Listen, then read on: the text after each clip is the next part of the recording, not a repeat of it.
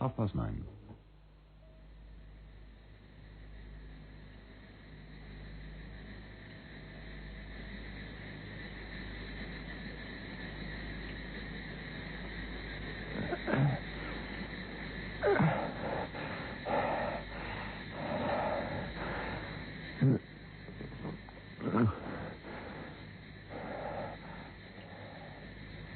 Sir Cedric Harbin, the archaeologist, had been lying in his confined canvas cot for 8 days and nights.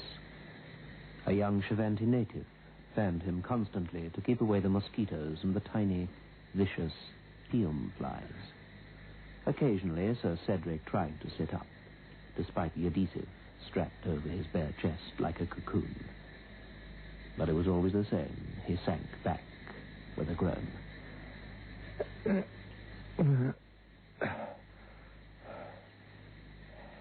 The Mato Grosso interior.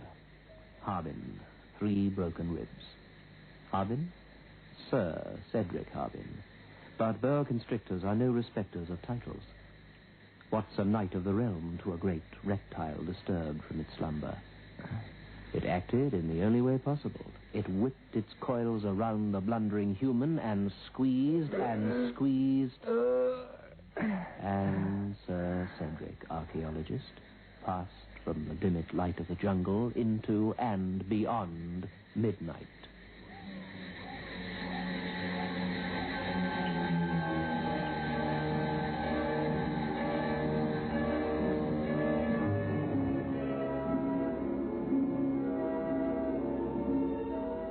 Biotex, the new soak and pre-wash powder, presents Beyond Midnight by Michael McCabe.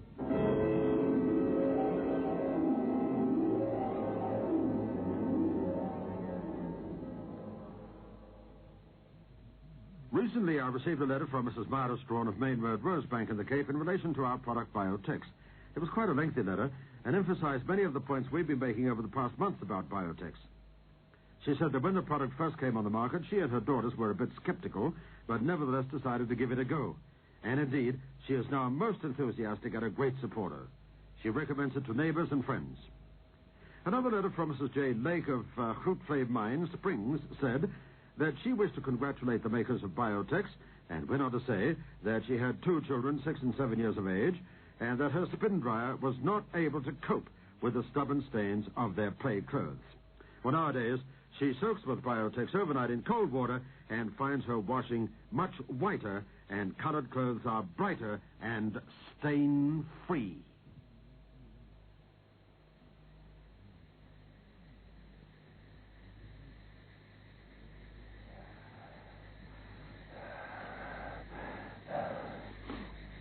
I thought I heard you. Are you in pain? Not much. Just bored and disgusted. Haven't you gone to bed yet? Poor darling. Soaking wet. Feel awful, my darling. Diana. Oh, My dearest. How the devil can you be so bright and cheery after the confounded mess I've made of this expedition? Walking into that boa constrictor like a blasted tourist who'd never set foot in the Mato Grosso before. I don't know why I ever let this foundation talk me into this jaunt.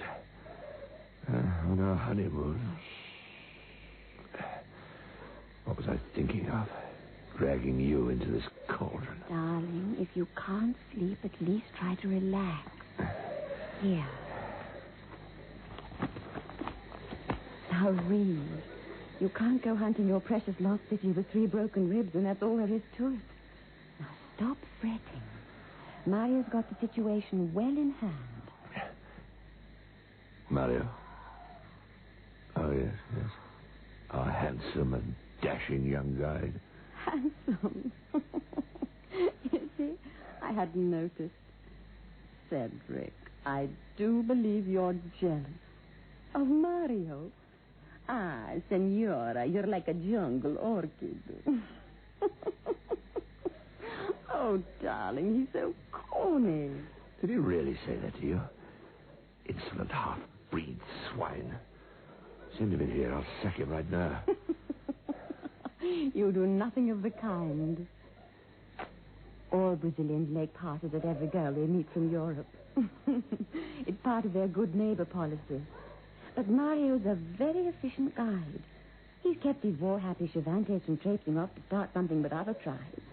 He's kept a supply of mandioca and rapadura without trading half our equipment to get it. And he's the only guide in Belém who had the vaguest idea how to reach that lost city of yours. Remember, all you have as proof is that silly old paper in the Biblioteca Nacional in Rio. Mario doesn't believe it exists. Mario. If Colonel Fawcett and his sons died trying to find it in 1925, there must be... If I were only off this ridiculous cot. We're only 2 days' march from the place. I'd stake my life on it. Darling, there'll be other expeditions. You can try again. Now you've got to get well and strong enough to be carried back to Belém. Diana, I'll never understand what a lovely creature like you saw in a dried-up, crotchety old thing like me. My whole life changed when you turned away from that ass Forrester and looked at me and smiled that night at the Explorers Club in Rio. It was the most wonderful thing that had ever... Darling, we leave at daybreak, Mario and I, for the supplies. Yes, I know. Daybreak. Howdy back. Of course. Next Thursday's our first anniversary. We've been married a whole month. You don't really think I'd spend that day with Mario and a lot of grinning tapirapes babbling Ticanto, Ticanto. And Diana left the tent to complete plans for the short journey at dawn. The river village of Mentura lay only a few miles down the Rio das Mortes, the river of death. There, Diana could send a wireless message via Belém to the Foundation. Also, Mario could replenish their dwindling supplies of quinine and coffee. I don't like these new porters Mario signed up. Dirty, ragged Orobos. Vulture people, the inspector of Indians called them. Vulture people. Cannibals or something, if I remember rightly. Sleep. Wish I could sleep. Mario. Never did trust those pretty boys where young women are concerned. Senor, speak? What? No, nothing. I was talking to myself. Swat that blasted tarantula up there, will you? It's going to fall on me.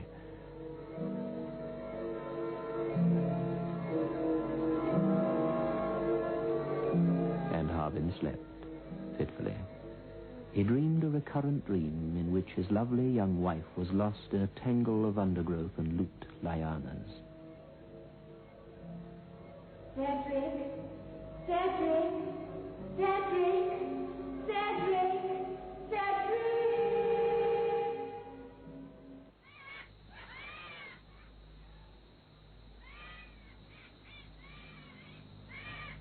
When the explorer woke once more, his head ached and the tent was steamy with mid-morning heat. Here. You. Bom dia. Senor, dormiu bien? Muito bene. Where's the senora? She had a breakfast yet? Senor, Senor, she's gone. Senor Mario. Is gone. I say, let you sleep. You sick, no wake. Well, gone already. Should be back tomorrow at sundown. Matura's only a few miles down the river. Hey. What are you grinning about, eh? What? Hey! Sly beggar. The devil's the matter with him? Hey! Boy! Senor, puritito, eh? Purity, eh? Signor, gli present purity tell. Tell what, you gibbering ape? Purity, the chief. Sir Cedric recognized him suddenly from the dried palm frond stuck in his pierced lower lip, like a spiky beard from his hairless chin. Tell what? Come on. He tried to sit up, to prop himself up by his elbows, a sense of foreboding suddenly knotting his stomach muscles. Yes, all right. A present. Come on, speak up. Senora is Senor Mario. No go down Rio. Is go up. No go Matura. Take boys. It's run away. Go Goyas. No come back. What? You're lying. I'll kill you. You lying scum. I'll cut your tongue out for saying anything like that. No lie, Capitao. It's the truth, senor. Thank God, me no good, do nada. Me good Indian, me good boy.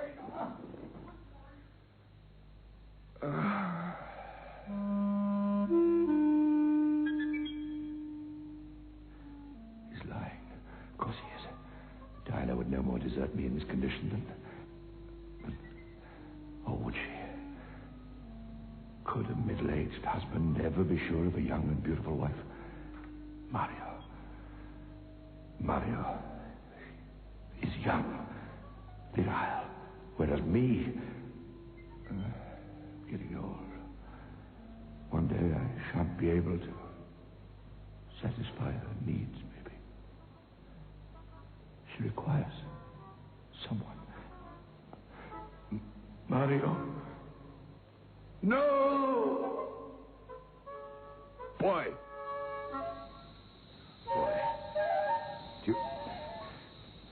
Do you happen to know which way Senor Mario went? Upriver or down? No, Capitan. Is there anyone who could find out for me? A tracker. A tracker could tell me which way the Battalo took off, couldn't he? Tracker, Capitan. See, tracker tell, but Buriti know more better. Ask Buriti, the chief, to look upon the Senora's Battalo.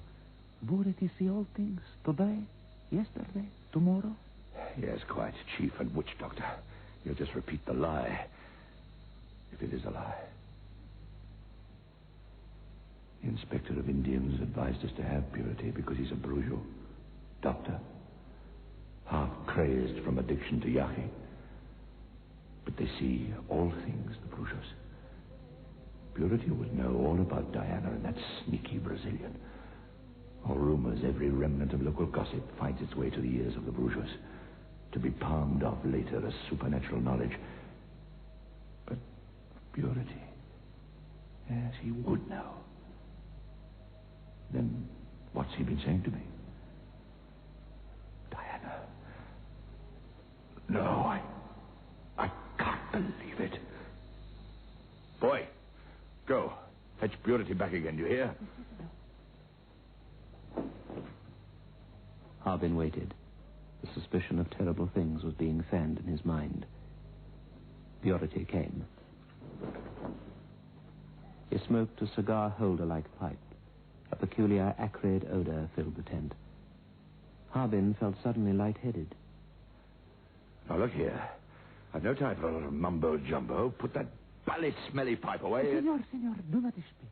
Buriti the Brujo smoked the ayahuasca, the drug of the second sight. Oh, I've heard of that. Blasted load of nonsense. Maybe it isn't then. Gone. My wife, the Senora. Of the old Brujo said nothing for a long time. He puffed at the queer-shaped pipe and closed his eyes. Sir Cedric lay and cursed the whole of creation silently. At last, the ancient doctor's eyes opened. They go towards the rising sun. But Taloa moves slow. There are 3 bearers. Havantis. The smiling ones sleep under the tall dew. The man watches. Now he shoots the gun and kill a blood-red Araba. He brings the feathers to the Senora. She laughs and thanks him, putting the feathers in her golden hair. Towards the rising sun. Not west to Matura. East to Goyas. Now she sing, the Senora. She sing this song.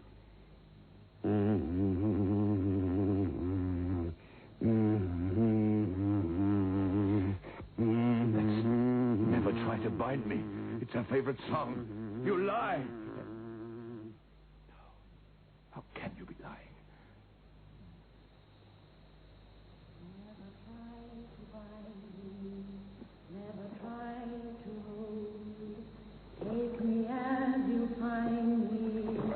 Mustn't let me go.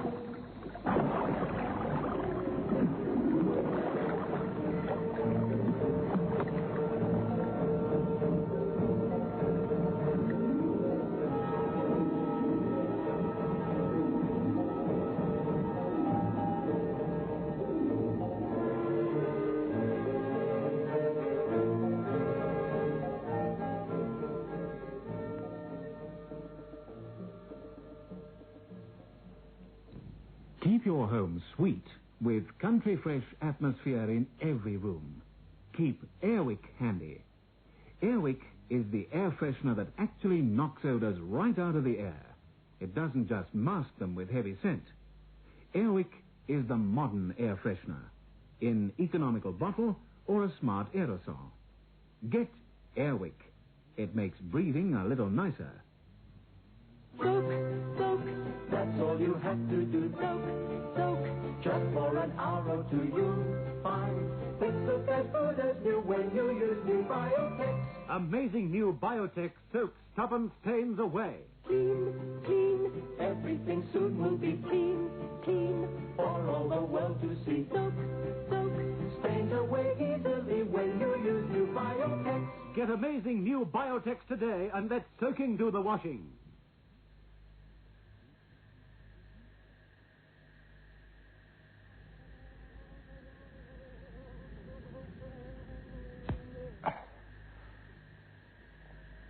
Is there more you wish to know, Capitao? Let's look into the past.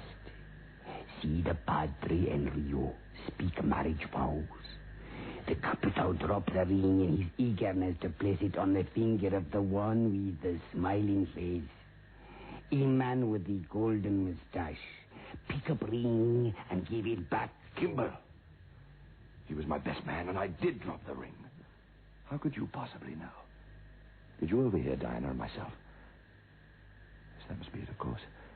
Nothing supernatural about that. Do you wish, Capitao, I should look into the future? The ayahuasca sends the eyes in all directions, able to see what is, what was, what will be. The devil you can. All right. What is to be? My wife's run off with a ruddy Brazilian, you say. She coming back? And Burity the Rougeau puffed again at the pipe, and his eyes began once more to take on that opaque, drugged look, the pupils widening until the iris had disappeared.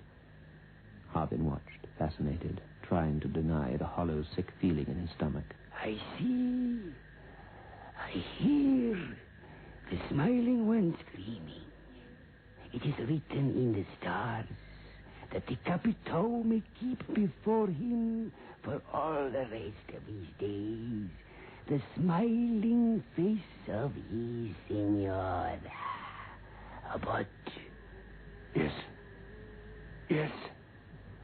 But it is also written that the sight of it will also drive the Capitao into madness.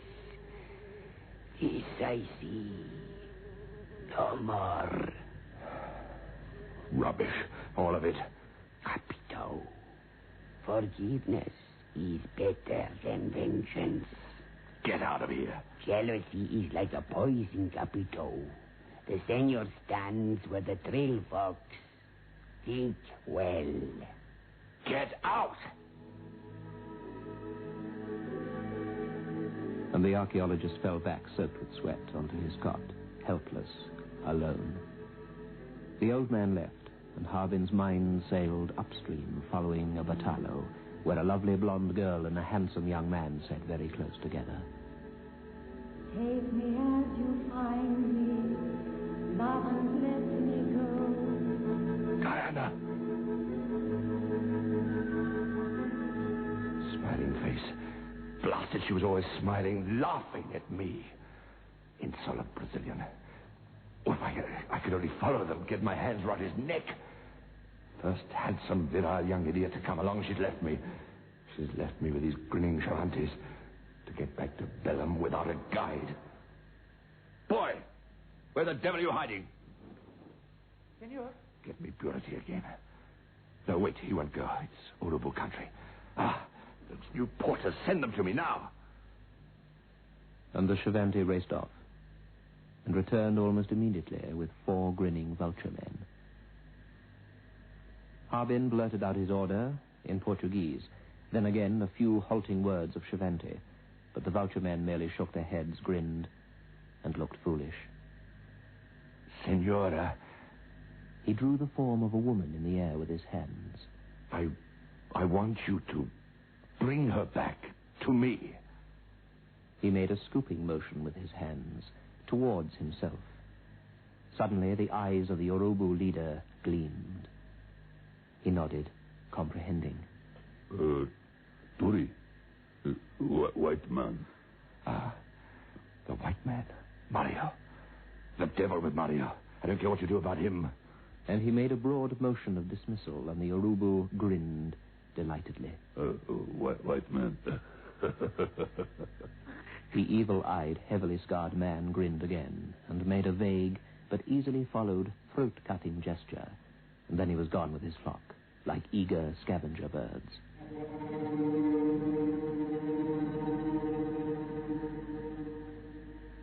Forgiveness better than vengeance? Well, after a time I shall forgive her. We can still build a life together. Probably after I forgive her, she'll love me more, really love me. What did he mean, though? Purity. A smiling face. Drive me into madness.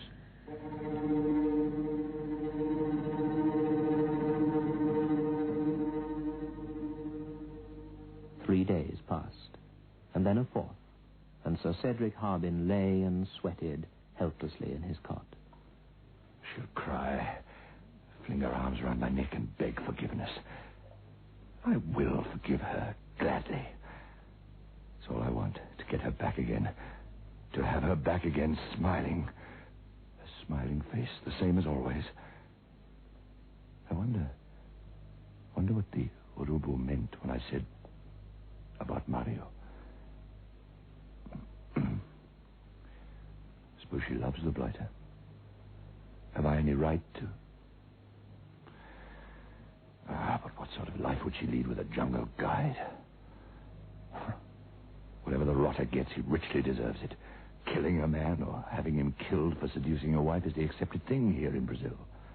It's a hot-tempered country. Capitão, you have given an order to the Yorubu men, and it is not good. The senor stood at the 4th trail, and he has taken the wrong turning. And the old one lighted the evil-smelling pipe and smoked silently for a while. Then he closed his eyes and intoned once more. I see. A lost city which the jungle has eaten.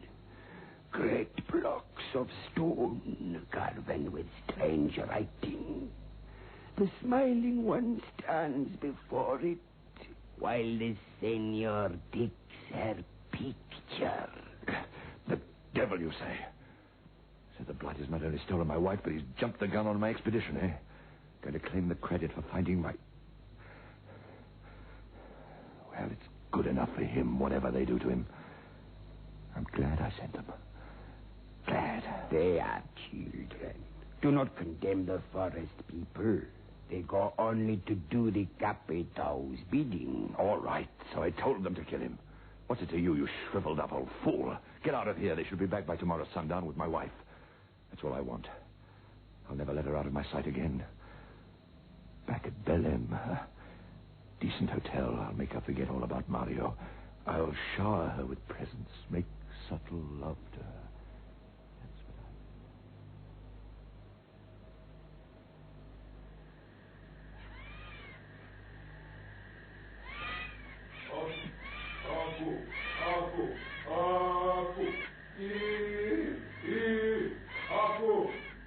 Sundown, the 5th day. They're back. They're back with Diana. Capitão, the Senor Mario is not with them. The 3 bearers of our tribe are slain or escaped. But the smiling one, they have brought them back as the Senor ordered. Oh, good, good. Have they landed? Send them to me. Hurry, hurry. He braced himself for the sight of his wife, perhaps dragged angrily in between two grinning Urubus. But the chief came in alone and presented Sir Cedric Harbin with a crumpled sheet of paper. What's this? A note from her? My darling, I'm sending this message back by one of the Cervantes. By now you must know we didn't go to Matura and never planned to go. I persuaded Mario to take me on to your lost city, so your expedition needn't be a flop. My dear, it seemed to mean so much to you, and I couldn't bear to see you looking so disgusted with yourself. I didn't tell you because I knew you'd stop me from trying it alone. Mario has taken some pictures, and I've copied a few hieroglyphics off the stones, also some pottery. Darling, you and your Colonel Fawcett and your silly paper in Rio were right. There is a sort of temple here. Inca, I believe. The altar stone for sacrifice is inlaid with gold and silver.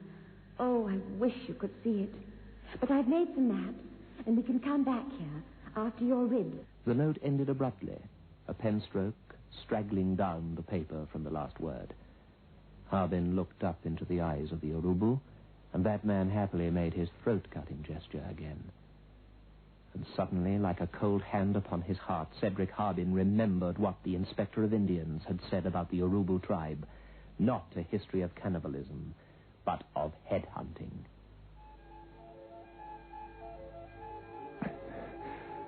What have I made Diana witness?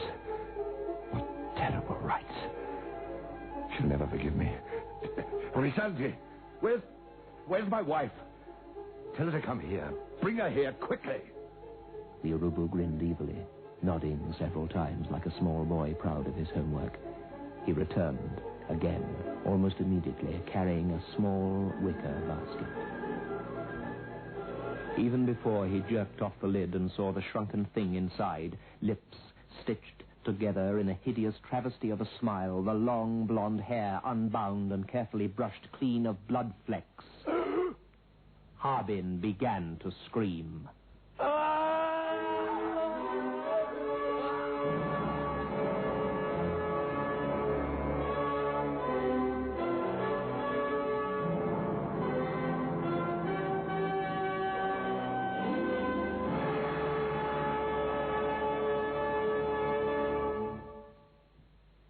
Darling, let's go out and paint the town red. But what about your headache? Oh, that's gone.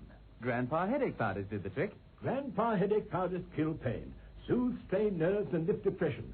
Grandpa Headache Powders are extra effective because they have a triple action. Grandpa Headache Powders work extra fast because they dissolve almost immediately. Get fast, effective relief from any pain, all pain. Get Grandpa Headache Powders. Ah, Grandpa. Soak, soak, that's all you have to do. Soak, soak, just for an hour or two you'll find things look as good as new when you use new Biotex. With amazing new Biotex, the stubbornest stains will vanish. Yes, vanish clean away. Just by soaking your laundry overnight in cold water, or for an hour or two in warm water, or by pre-washing it quickly in your washing machine. Get amazing new Biotex today. Beyond Midnight is presented every Friday night at 9:30 by Biotex, the new soak and pre-wash powder. The program is adapted for broadcasting and produced by Michael McCabe.